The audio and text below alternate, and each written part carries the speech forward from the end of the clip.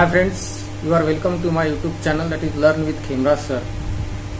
Friends, today in this video I am going to teach you the lesson His First Flight in your 10th class syllabus. So before we go through this text, we have to watch a little video. आपल्याला हा lesson शिकण्याआधी एक छोटासा video पाहायचा आहे.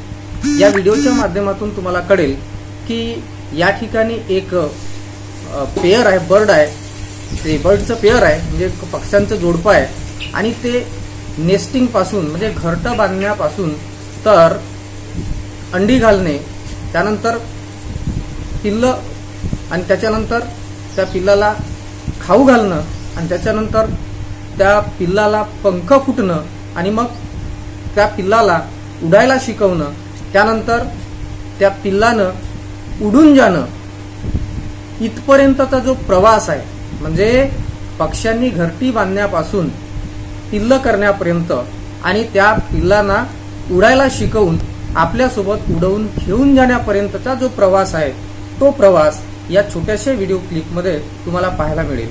आणि हा जर video पाहिलात तर तुमच्या लक्षात येईल की पक्ष्यांमध्ये अशा प्रकारचं एक टीचिंग, ते जे पेयर असते मदर अँड फादर, ते आपल्या पिल्लांना कसं देत असते हेच आपल्याला या लेसनच्या माध्यमातून शिकायचं आहे. टायटल आहे हिज फर्स्ट फ्लाईट. आता हिज फर्स्ट फ्लाईट याचा अर्थ काय होईल की त्याची पहिली झेप, त्याची पहिली उडान. आता कोणाची ती पहिली उडान, कोणाची ती पहिली झेप, तेच आपल्याला या ठिकाणी शिकायचं आहे. तर मित्रांनो, इथे सीगल नावाचा पक्षी आहे, म्हणजे जो समुद्रामध्ये जे पक्षी समुद्राच्या पाण्यावरती उडत असतात आणि मासोळ्या पकडत असतात, खात असतात, तिथे राहत असतात, तर त्या पक्ष्याची कहाणी या लेसन मध्ये आलेली आहे. तर बघूया आपण या लेसन मध्ये कशा प्रकारे एका पक्ष्याला त्याचे फादर अँड मदर आणि त्याची पूर्ण फॅमिली कसं त्याला उडायला शिकवते आणि त्याला त्याच्या स्वतःच्या बळावर, स्वबळावर त्याच्यात सेल्फ कॉन्फिडन्स कसा निर्माण करते आणि कसं त्याला उडायला शिकवते, कसं त्याला झेप घ्यायला शिकवते, आणि तीच त्याची पहिली झेप असते जी आपल्याला या लेसन मध्ये शिकायचं आहे. Okay, so come on, let us start. The young seagull was alone on his ledge. Ledge म्हणजे एक नॅरो, अरुंद कडा, जी समुद्रामध्ये काही बेट वगैरे असला आणि त्याच्या दगडांच्या ज्या कपाऱ्या असतात त्याच्यामध्ये एखादा छोटासा अरुंद अशी एखादी कडा असते, त्या कडेला लीज म्हणतात. तर यंग सीगल म्हणजे एक तरुण शिगल पक्षी एकटाच त्याच्या त्या लीज मध्ये, त्या कपारीमध्ये, लीजचा अर्थ आपण कपारी म्हणू, तर त्या ठिकाणी तो आहे. The young seagull was alone on his ledge म्हणजे एकटाच हा सीगल नावाचा पक्षी त्याच्या कप्पीमध्ये, कपारीमध्ये त्या ठिकाणी एकटाच तो आहे. His father, his two brothers and his sister had already phloem away the day before. आणि एक दिवसाच्या आधीच या सीगल पक्ष्याचे जे टू ब्रदर्स म्हणजे त्याचे जे दोन भाऊ होते आणि एक बहीण होती, हिज सिस्टर म्हणजे त्याची एक बहीण, दोन भाऊ आणि एक बहीण, आणि हा चौथा म्हणजे दोन भाऊ एक बहीण, तीन झाले, आणि हा चौथा म्हणजे चार पिल्लू होते.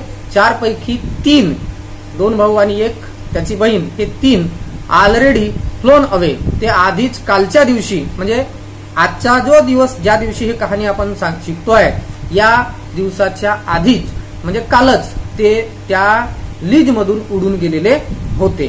ठीक आहे, पास्ट परफेक्ट टेन्स या ठिकाणी आहे. He had been afraid to fly with them. आता ते काल जेव्हा उडाले त्यावेळी या सीगल पक्षाला त्यांच्यासोबत उडून जायला फार भीती वाटली होती. अफ्रेड टू फ्लाय म्हणजे उडण्याची भीती वाटली. Somehow when he had taken a little run forward to the brink of the ledge and attempted to flap his wings he became afraid. आता ज्यावेळी त्यानं त्यांच्यासोबत उडून जाण्यासाठी प्रयत्न केला, प्रयत्न नाही केला असं नाही, प्रयत्न केला, पण काय झालं की when he had taken a little run forward to the brink of the ledge, त्या कपारीचा जो शेवटचा कप्पा होता है ना, the edge of the step place म्हणजे ब्रिंक, तर त्या कड्याच्या, त्या कपारीच्या शेवटच्या टोकावरती त्यानं एक थोडीशी धाव घेतली, रन लिटिल फॉरवर्ड, म्हणजे पुढे तो धावला. परंतु पुढे काय झालं, attempted to flap his wings, त्याने आपले जे पंख आहेत ते पंख फडफड करण्याचा प्रयत्न केला. अँड ही बिकेम अफ्रेड, आणि त्याच वेळी मात्र पंखांची फडफड करतानाच त्याला आता पुढे उडायचं होतं, त्याच वेळी त्याला भीती वाटली. टू बी अफ्रेड ऑफ म्हणजे ची भीती वाटणे हा देखील फ्रेज आहे.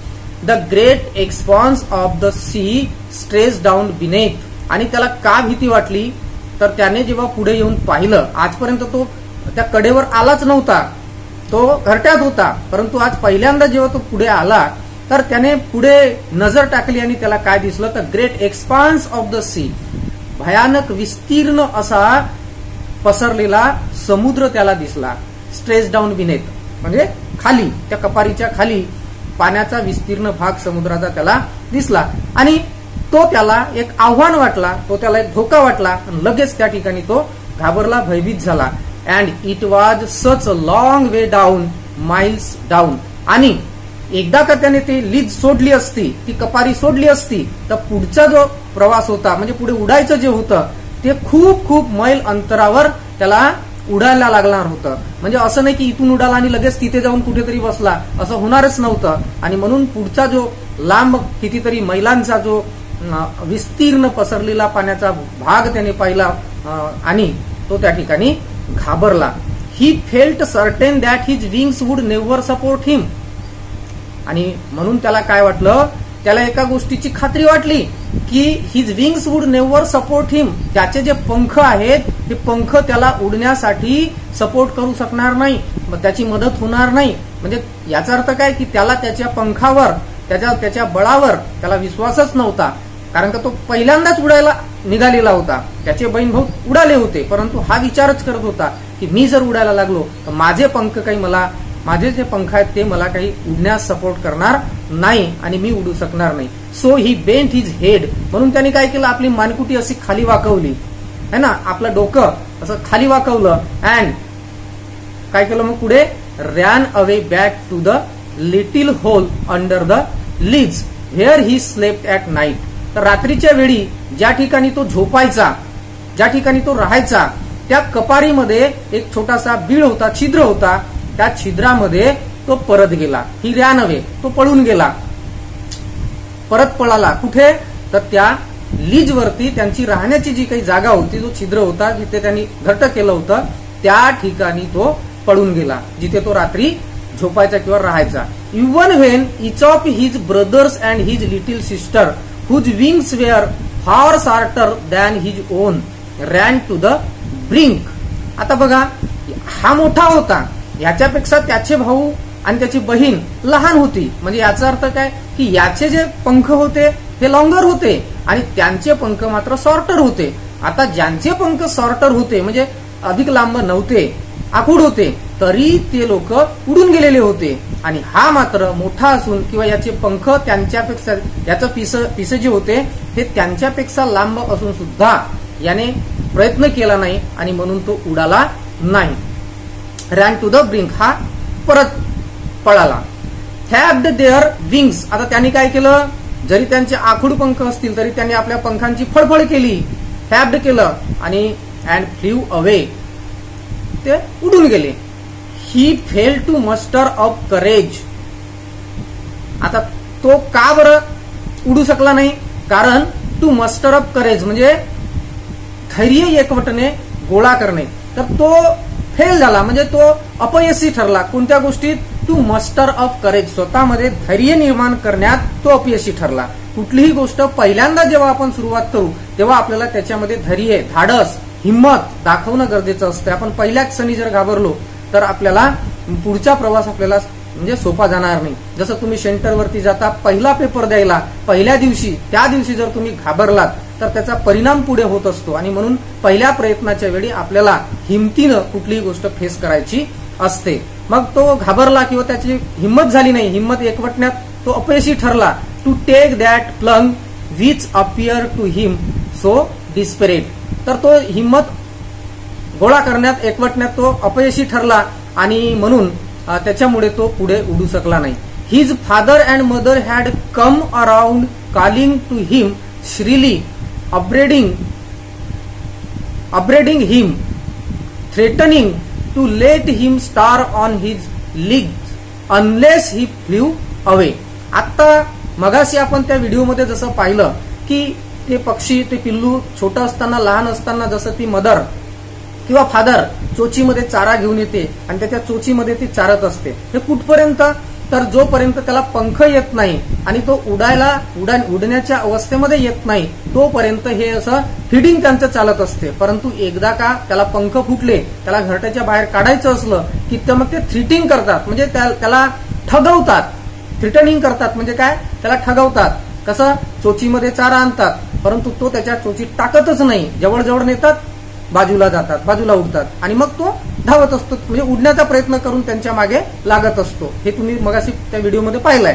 तर तसं त्यांनी त्याच्या आई वडिलांनी करून पाहिलं की त्याचे फादर आणि मदर त्यांनी काय प्रयत्न केला, याच्यावरती तुम्हाला प्रश्न विचारेल. काय प्रयत्न केला, ते सुद्धा कम अराउंड, त्याच्या पाठीमागे लागले, त्याच्या भोवताल लागून पडले. ते कॉलिंग हिम श्रीली, म्हणजे in a loud and hoarse voice, खूप मोठ्या आवाजाने, जसं ते मगाशी पक्षी आवाज करत होते त्याप्रमाणे मोठ्याने आवाज करत त्याला बोलावत, अपग्रेडिंग हिम, आणि त्याला ते स्कोल्डिंग करत आहेत, म्हणजे टोकत आहेत, हटकत आहेत, येणं बाहेर, निघणं बाहेर, अशा प्रकारे त्याला ते हटकत सुद्धा आहेत. म्हणजे त्यांच्या भाषेत, त्यांची एक पर्टिक्युलर पक्ष्यांची सुद्धा एक भाषा असते, ती शब्दांची नसते पण भावनेची असते. आवाज त्यांनी काढला तो त्यांना समजतो.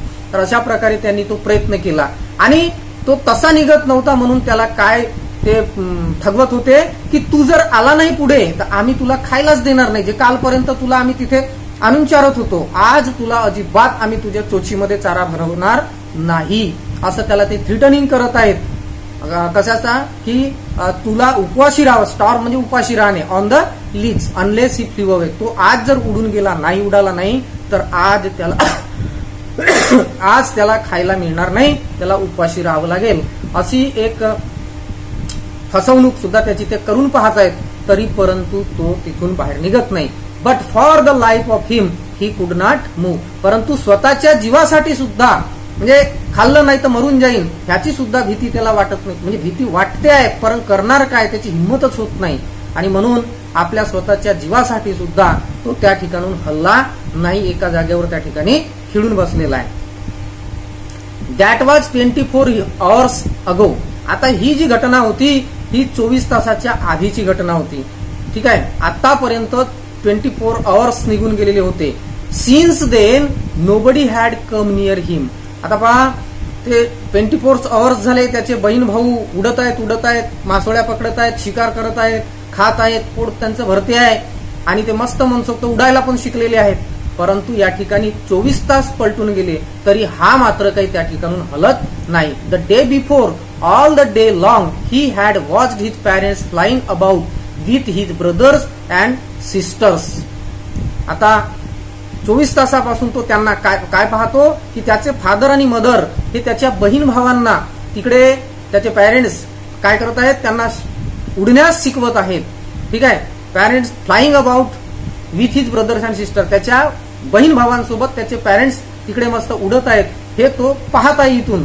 आणि काय करतायत, perfecting them in the art of flight, म्हणजे उडान घेण्याच्या, झेप घेण्याच्या कलेमध्ये त्यांना ते तरबेज करत आहेत की आपण उडलं कसं पाहिजे, पाण्यात टुपकन डिविंग करून मासोळी कशी पकडायची आणि ती गिळायची कशी, हे सुद्धा त्यांना ते शिकवत आहेत. Teaching them how to skim the waves, आणि समुद्रामध्ये ज्या लाटा उसळतात त्या लाटांमधून आपण स्कीमिंग कसं करायचं, त्यातून बाहेर कसं पडायचं, move lightly just above surface, म्हणजे लाटांच्या आतमध्ये जरी समजा आपण दबल्या गेलो तरी त्या लाटांमधून आपण बाहेर कसं पडायचं, हे सुद्धा शिक्षण ते त्याचे पॅरेंट्स त्याच्या भावांना आणि बहिणीला त्या ठिकाणी ते देत आहेत. अँड हाऊ टू डिव फॉर अ फिश, आणि मासोळी पकडण्यासाठी डिविंग कसा करायचा, टुपकन पाण्यात उडी कशी मारायची, ते सुद्धा त्यांना ते शिकवत आहेत.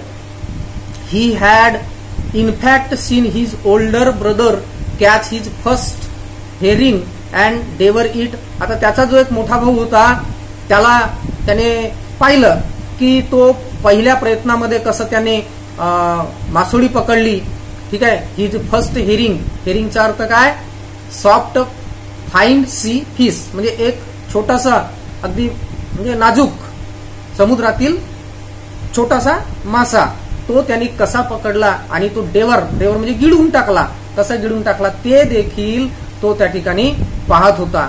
Standing on a rock while his parents circled around raising a proud cackle. आणि मग जेव्हा त्याच्या भावाने जेव्हा ते मासोळी पकडली आणि गिळून टाकली, ते खाल्ली, पहिली शिकार त्याची, त्यावेळी त्याचे पॅरेंट्स त्या लीजवरती बसून कशी त्याची स्तुती करत आहेत. जसं पहा एखादा लहान बाळ जेव्हा तो चालायला शिकतो, पहिल्यांदा चालायला लागतो, तेव्हा तो पडतो सुद्धा, परंतु त्याचे पॅरेंट्स जवळच असतात आणि ते त्याची स्तुती करतात, प्रेझिंग करतात, वा वा छान अगदी. आणि त्याच्यामुळे काय होते की त्या मुलाचा कॉन्फिडन्स वाढतो आणि तो आणखी 2 पावलं पुढे टाकतो. त्याप्रमाणे हे त्याचे पॅरेंट्स त्याच्या भावाची प्रेझिंग करत आहेत, स्तुती करत आहेत आणि सर्कल अराउंड त्याच्या अवतीभोवती म्हणजे ते उडत आहेत. रेजिंग अ प्राऊड कॅकल, त्याने केलेल्या गोष्टीचा अभिमान बाळगून त्या ठिकाणी एक प्रकारचा अटर अ श्रील क्राय, कॅकलचा अर्थ तर एक जोरदार कंटिन्यू असा आवाज ते काढत आहेत आणि त्याची स्तुती करत आहेत. And all the morning the whole family had walked about on the big plateau midway down the opposite cliff, taunting him for his cowardice. आता पहा काय झालं त्या ठिकाणी, बघा हे शब्द आहे क्लिफ म्हणजे a high steep face of a rock, म्हणजे खूप मोठ्या दगडाची कडा, ठीक आहे, उंच कडा. आणि कावर्डाईसचा अर्थ होतो भित्रा किंवा जो घाबरट असतो, lack of confidence, lack of courage.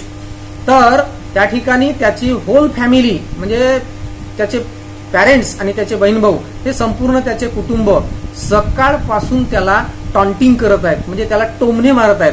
कशाबद्दल, त्याच्या कावर्डाईस, त्याच्या भित्रेपणाबद्दल. त्या ठिकाणी त्या दगडाच्या कडेवरती बसून त्या प्लेटू म्हणजे पठार, त्या पठारावरती जे काही ते कपारी होती त्या कपारीवरती बसून ते सगळे त्याला टॉन्टिंग करत आहेत की ते उडतात, त्यांची स्तुती करत आहेत. आणि हा जो इथे जागेवर खिडून आहे तर याला सुद्धा ते टॉन्टिंग करत आहेत, जेणेकरून चिडवल्यामुळे तरी हा बाहेर येईल बा. परंतु सगळे प्रयत्न करून सुद्धा तो त्या ठिकाणी जागचा हलत नाही. तर याचं कारण एकच आहे की तो कुठलेही आव्हान स्वीकारायला त्या ठिकाणी तयार होत नाही, तो घाबरलेला आहे आणि भीती मनातून काढून टाकायला तो अजिबात तयार नाही. The sun was now ascending the sky. आता ही सकाळची गोष्ट होती, आता दुपार झाली. दुपार झाल्यानंतर सूर्य माथ्यावर आला आणि सूर्याची दाहकता, ऊन जास्त तापायला लागलं. त्याच्यामुळे the sun was now ascending the sky, आकाशामध्ये सूर्य पुढे आला, वर आला. आणि त्याच्यामुळे blazing on his ledge that faced the south, आणि blazing on his ledge that faced the south, आणि तो सूर्य दक्षिणेकडे, त्या लीजच्या दक्षिण दिशेकडे तो सूर्य जाऊ लागला. He felt the heat because he had not eaten since the previous nightfall. आता मात्र त्याला खूप उष्णता जाणवायला लागली, त्याला खूप गरमी व्हायला लागली, कारण की पोटात काहीच नाही. ते पक्ष्यांना जेव्हा उडायला शिकायचं असते ना त्यावेळेस त्याला ते चारतच नाही, ते फक्त दाखवतात निघून जातात, दाखवतात उडून जातात. त्या भुकेमुळे आणि ते चारा मिळण्याच्या अपेक्षेने ते मग त्यांच्याकडे झेप घेत असतात आणि हळूहळू उडायला लागतात. या व्हिडिओमध्ये तुम्ही पाहिलंय मित्रांनो, सकाळी 7 वाजतापासून मी त्या पक्ष्याचं निरीक्षण करायला लागलो. तर 7 वाजतापासून त्या पक्ष्याला ते चारत नव्हते, फक्त प्रिटेंडिंग करत होते आणि तो थोडा 4 बोट हितभर असं उडायला लागला. तर हळूहळू दुपारपर्यंत तो पक्षी लांब झेप घ्यायला लागला आणि अगदी सायंकाळी 6 वाजता मी पाहिलं तर त्या पक्ष्याला त्यांनी 100-150 फुटावरती उडवून नेलं. म्हणजे थोडा तो उडत गेला, एखाद्या ठिकाणी बसत गेला, तिथून उडला, दुसऱ्या ठिकाणी बसला. आणि अशा प्रकारे मी संपूर्ण ही घटना स्टार्टिंग टू एंडिंग कॅमेऱ्यामध्ये मी कैद केली, कारण की मला हा लेसन शिकवायचा होता. इथे मला तो व्हिडिओ उपयोगाचा वाटला आणि म्हणून हे काम मी ते केलेलं आहे. तर मला हे सांगायचं आहे की स्टार्टिंग टू एंडिंग त्या पक्षाची जी काही ऍक्टिव्हिटी होती उडण्याची ती त्या ठिकाणी आपल्याला लक्षात आली आहे. तर मागच्या रात्रीपासून हा उपवासी होता आणि त्याच्यामुळे त्याच्या पोटात कावळे ओरडायला लागले होते, काहीच त्याने खाल्लेले नव्हते आणि म्हणून आता तो अशक्त झाला होता आणि ही फेल्ट हीट, आता त्याला उन्हाची दाहकता सुद्धा खूप भासायला लागली होती. मग काय झालं पुढे, he stepped slowly out to the brink of the ledge. मग आता काय, पोटामध्ये भूक होती तर तो त्या कपारीच्या त्या छिद्रामधून पुढे निघाला. He stepped slowly out of the brink of the ledge. त्या कडेवरच्या त्या कपारीच्या ब्रिंक, त्या लीजच्या ब्रिंक मधून म्हणजे त्या छिद्रातून थोडासा तो हळूहळू पुढे आला आणि आल्यानंतर and standing on one leg with the other leg hidden under his wing he closed one eye, then the other, and pretended to be falling asleep. आणि आता हा ढोंग करायला लागला. कसा की त्या कपारीच्या कडेपर्यंत तो आला आणि काय केलं त्यांनी, एका पायावर उभा झाला, एक पाय त्यांनी असा दुमडला, एका पायावर उभा झाला आणि आपल्या पंखामध्ये त्यांनी तो एक पाय लपवला आणि क्लोज्ड वन आय, एक डोळा त्यांनी बंद केला. एका डोळ्यानं पाहते हळूच, मग तो दुसरा डोळा बंद करते तर पहिला डोळा उघडते, असा तो एक डोळा दुसरा डोळा बंद करून आपला तो पाहत आहे. कशासाठी, तर त्याचे जे आई वडील आहेत ते जवळ आले पाहिजे म्हणून. And pretended to be falling asleep, आणि मला आता झोप येत आहे, मी आता पडत आहे, असा तो प्रिटेंड करत आहे, म्हणजे ढोंग करत आहे, तर जेणेकरून त्याचे आई वडील खरंच त्याची काळजी घेण्यासाठी जवळ येतील. स्टील दे टूक नो नोटीस ऑफ हिम. आता त्याने हा ढोंग केला, आई वडिलांच्या लक्षात आला की हा काही करेल.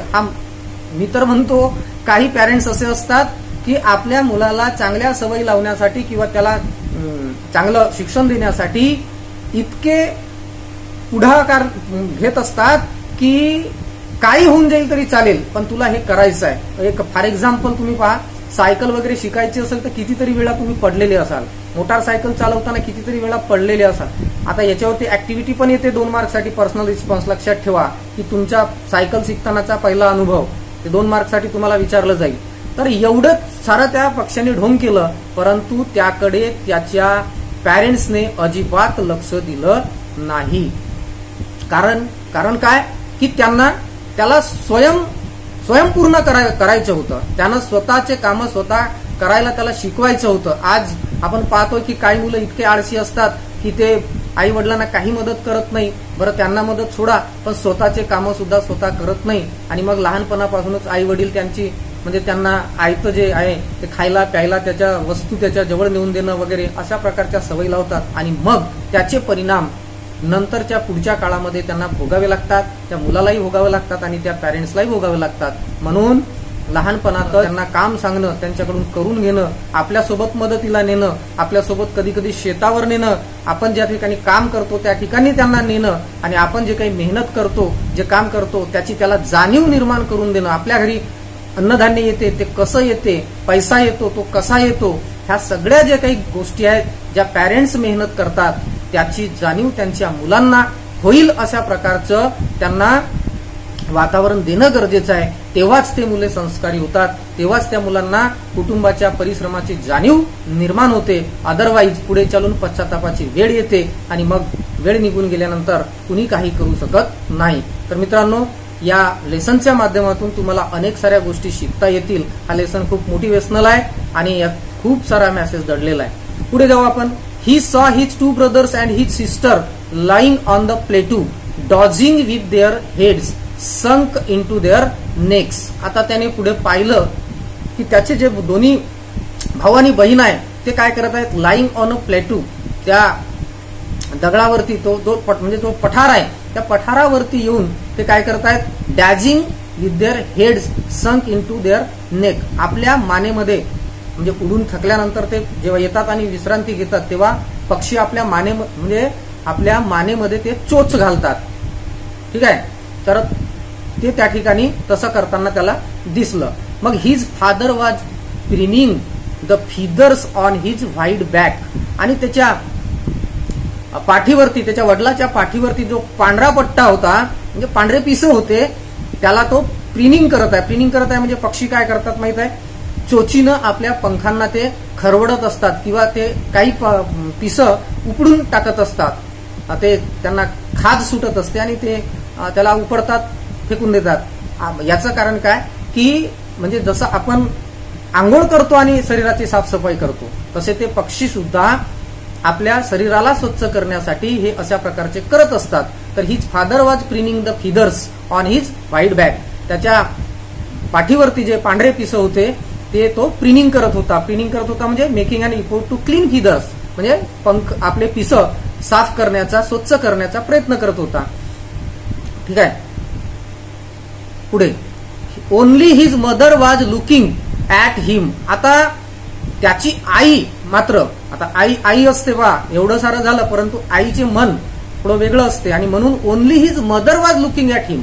वडिलांनी लक्ष दिलं नाही, जा बेटा तुझं काहीच हो, है ना. बहीण भावांनी लक्ष दिलं नाही कारण की ते आपल्या आनंदामध्ये आहेत आणि त्याला ते मदत करत नाही आहेत. आता जरी ह्या सगळ्यांचं लक्ष त्याच्याकडे नसलं तरी पण आईचे मात्र तिच्या बाळाकडे म्हणजे या शिगल पक्षाकडे तिचं लक्ष आहे. बस तिनं फक्त त्याच्याकडे लक्ष ठेवलेलं आहे. She was standing on a little high hump. आता ते कुटुंबामध्ये सुद्धा घडायला पाहिजे. वडिलांनी कडक भूमिका घेतली, मुलांना संस्कार देण्यासाठी वडिलांनी जर कडक भूमिका घेतली तर ती योग्य आहे, परंतु आईनं त्याच्याकडे लक्ष ठेवलं पाहिजे. वडिलांनी कडक शब्दात बोलले तर आईनं सांत्वना केली पाहिजे, आईनं कडक बोलली तर वडिलांनी सांत्वना करणे, आणि ते कशासाठी तर तुझ्याच फ्युचरसाठी अशा प्रकारचे वातावरण निर्माण केलं पाहिजे. तर तेच त्या पक्ष्यांच्या जातीमध्ये देखील ते घडत आहे. So she was standing on a little high hump on the plateau. त्या पठाराच्या एका उंच कड्यावरती, हम्प म्हणजे a round raised mass on land, त्या जो बेट होता त्या बेटाच्या त्या पठाराच्या उंच कड्यावरती ती उभी होती. हर व्हाईट ब्रिस्ट थ्रस्ट फॉरवर्ड.